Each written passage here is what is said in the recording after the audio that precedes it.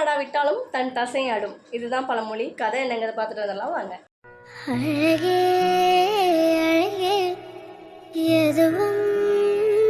மீனாட்சி அம்மா அப்படின்னு ஒரு அம்மா இருக்கிறாங்க. அவங்க பையன் பேர் தான் முரளி. முரளி வந்து நல்லா படிக்கிற பையன், தன்னுடைய குடும்பத்தை ரொம்ப பாசமாக பார்த்துக்கிற பையன். அவங்க அம்மா வந்து அவனை ரொம்ப கஷ்டப்பட்டு படிக்க வச்சுருக்குறாங்க.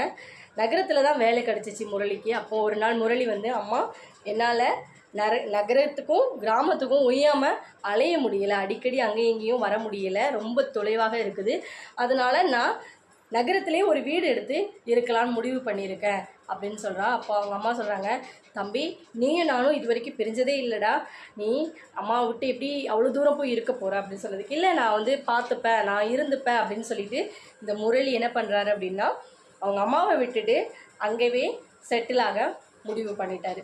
இப்படி அங்கே ஒரு வீடு எடுத்து தன்னுடைய வாழ்க்கையை நல்லா வாழ்ந்துக்கிட்டு இருக்கிறாரு. அந்த மீனாட்சி அம்மாவுக்கு தினமும் தன்னுடைய பையன் ஞாபகம் தான்.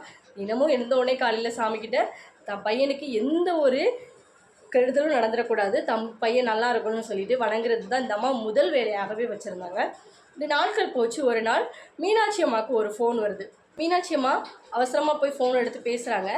ஃபோனில் அந்த பக்கம் பேசுகிறவங்க என்ன சொன்னாங்க அப்படின்னா, அம்மா உங்கள் பையனுக்கு ஒரு ஆக்சிடெண்ட் ஆகிடுச்சு, பயப்படாதீங்க, சின்ன காயந்தான் அப்படின்னு சொல்கிறாங்க. இந்த மீனாட்சி அம்மாவுக்கு என்ன பண்ணுறதுனே புரியல. தன் பையனா தனக்கு ரொம்ப விருப்பம் அப்படிங்கிறதுனால சின்ன காயன்னு சொல்லிட்டுனாலும் அந்த அம்மா மனசு ஏற்றுக்கவே இல்லை. ஒரே அழுக, எப்படியாவது தான் பையனை போய் பார்த்துடணும்னு சொல்லிட்டு அந்த வயதான காலத்துலேயும் அந்த தம்பி அவன் பையன் இருக்க இடத்துக்கு போகிறதுக்கு முடிவு பண்ணி நகரத்துக்கு போகிறாங்க. பேருந்தில் போகிறாங்க. ரொம்ப பதட்டமாக இருக்குது. ஏன்னா பழைய காலத்து ஆட்கள் படிக்காதவங்க நகரத்துக்கு போகிறது ரொம்ப ஆச்சரியம்தான். பஸ்ஸு மாறி மாறி போகணும்.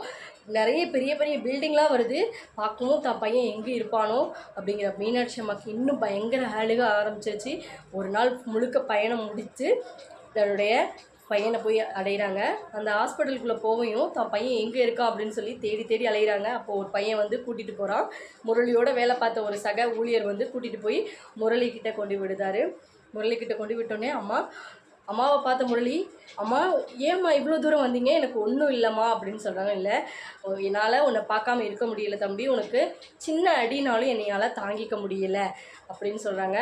அதெல்லாம் ஒன்றும் இல்லைம்மா, எனக்கு இதுவும் இல்லை, நான் நல்லா தான் இருக்கிறேன் அப்படின்னு சொல்லிட்டு முரளி சொல்கிறான். அப்போது அவங்க அம்மா சொல்கிறாங்க, தான் ஆடாவிட்டாலும் தன் தசை ஆடும் அப்படின்னு சொல்லி அந்த பழமொழியை சொல்கிறாங்க. இந்த பழமொழியில் என்ன அர்த்தம்னா, நமக்கு பிடிச்சவங்களுக்கு ஏதாவது ஒன்றுனா நம்ம மனசு வந்து தாங்கிக்கும்னு சொல்லி நம்ம வெளியில் காமிச்சிக்கலாம். ஆனால் நம்ம மனசுக்குள்ளே எப்பவுமே அந்த ஒரு வருத்தம் இருக்கும்.